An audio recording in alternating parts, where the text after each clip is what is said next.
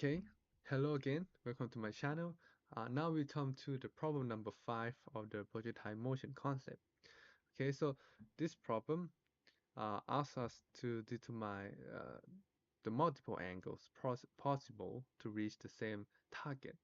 Okay, so now let us see the problem statement and identify what given us and what they asked us to find. Okay, so it said that an archer fires an arrow from point A with the initial velocity of 0.25 km per second, and they asked us to determine the two possible angle, theta 1 and the theta 2, and the according time. So let's take a short moment to think about the time, the which angle give more traveling time. Okay, surely the theta 1, which is the uh, smaller angle, will give us a shorter time to reach the same target compared to the theta 2 that is have a higher or a bigger angle length, because clearly the distance travel in theta 2 is much larger compared to theta 1. Okay, then the problem given us with the distance in x-axis, which is 3.5 kilometer from the launch point to the target, and 1.2 kilometer from the vertical axis of the launch site to vertical axis of the target. Okay, so they are asked us to calculate those two angle and the corresponding time to reach the target. Okay, now that we understand the question, firstly, uh, we know we know our descent in y and x, so we know sy and sx. So I would like to start with determining the sy. Okay, we already know, right? The equation used mostly in this case is the the one in the yellow blocks, which is sy equal to initial velocity time travel plus 1 over 2 acceleration in y-axis and t squared. That is a common equation we have been using so far. So we plug in the variable we know. So you can notice that this case I use 1.2, okay, as sy kilometer, despite the fact that I always say to you that we should use the SI unit, which is meter. In this case, I want to use slightly different, okay? Because to write down 1,200 meter is a little bit more work for calculation, so I decided to use kilometer, okay? So 1.2 kilometer in distance. You can see that it's a no negative sign in front because it was reaching align with the positive y that I have referenced here. Then you can notice that the gravity I use here is minus 9.8, which is okay. The because it go against y-axis, that's why I use minus. And you can see time 10 to minus 3. This one is I want to convert this unit from meter per second square into kilometer per second square. That's why this uh, 10 power minus 3 is included here.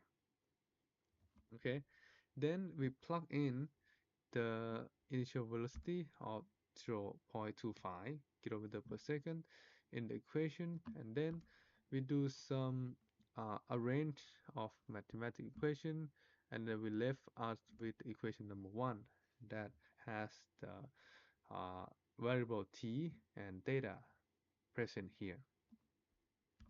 So now another thing we know is about the distance in x-axis, which is sx.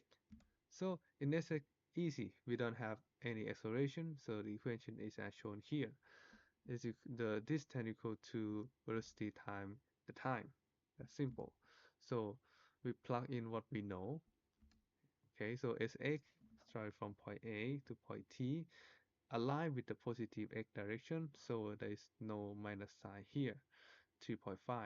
Again, we use the unit of kilometer. Okay, so that's why 0.25 is in here as well. If we allocate it, we will get t cos theta equal to 14. Okay, but one thing to notice that in this equation, we're stuck with sine theta. This one is cos theta. So how do we convert sine to cos or cos to sine to have to solve this one? Because we clearly could not solve it as it is. Okay, so to do that, I powered both sides by 2.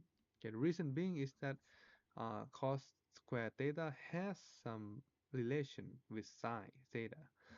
If you bring out the knowledge of geometry, we would know that, or trigonometry, we would know that sine square plus cos square equal to 1 if the theta is the same.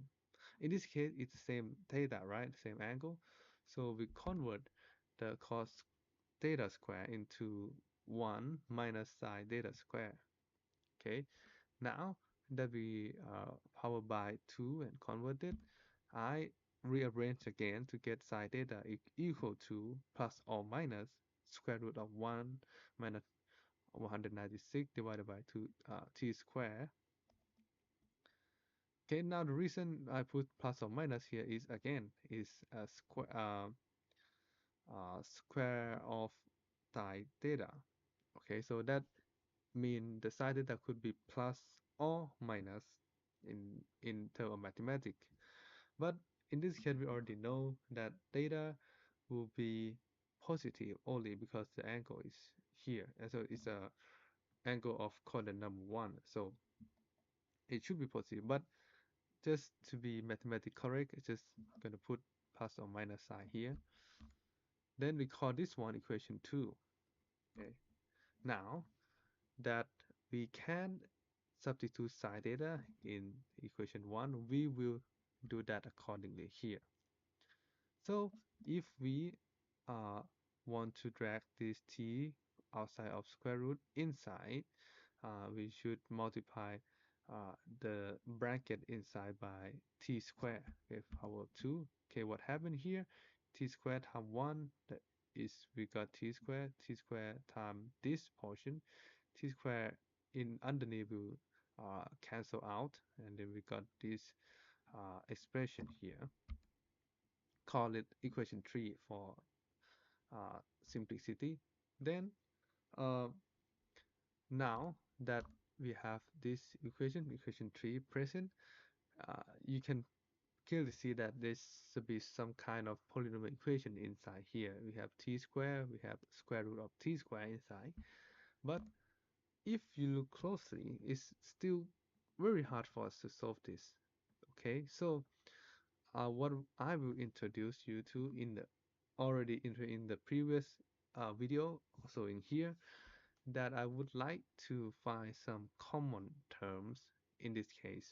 So I put a minus sign of 196 times 0.0049 in both sides. And the reason being is that I want to uh, keep this form here inside to be the same with the left side. But in left side, we don't have 196 exist.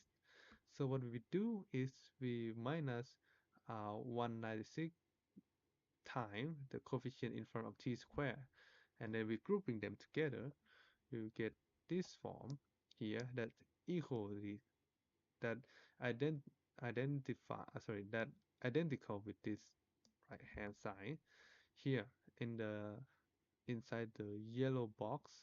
The equation the term is the same.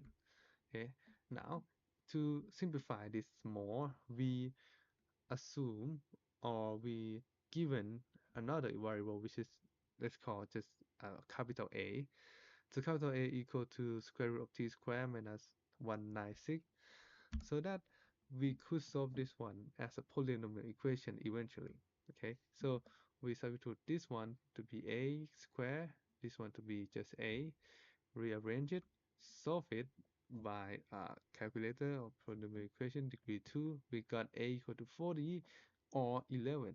Okay, so There's one case where it go to 40, another case where it go to 11.